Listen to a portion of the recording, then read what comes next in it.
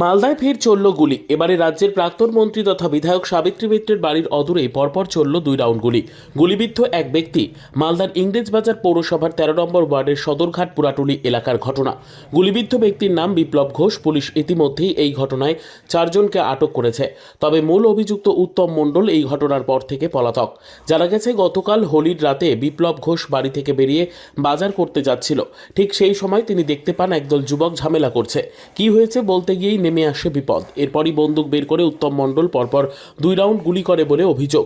বাম হাতে গুলি লাগে বিপ্লব ঘোষের। এই ঘটনার পর এলাকায় মোতায়েন করা হয়েছে পুলিশ।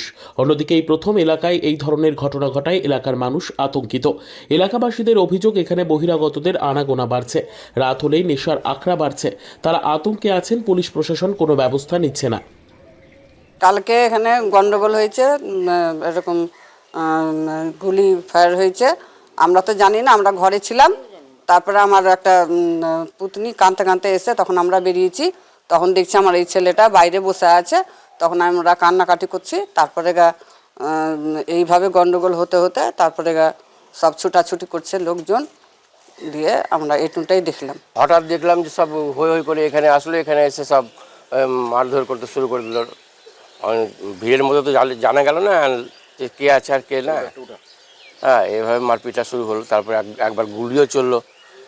গুলিটা কোথা থেকে চললো, কে মারলো, ওটা আমরা বুঝতে পারলাম না। আমরা তো শুনলাম যে এরকম ব্যাপার, এখানে ঝড়াঝাটি হয়েছে, এই সব নাকি সব গুলিগালা চলেছে, এইসব ছোটো ছোটো ব্যাপার নিয়ে গুলিগালা চলেছে।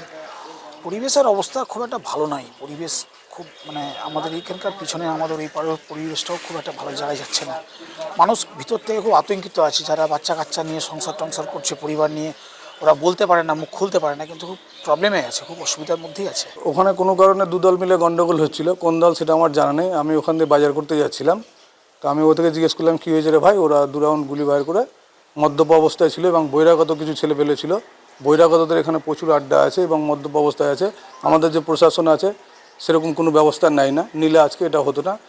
আজকে আমার হাতে লেগেছে, যদি বুকে বা পেটে লাগতো তাহলে আমি এই দুনিয়া থাকতাম না। 5 মাস ধরে বেরোজগার আছি আমার বুকের প্রবলেমের জন্য, অথচ আমার উপরে এটা হলো। আমি ওদের শাস্তির দাবি চাই, আমার ক্ষতিপূরণের দাবি চাই।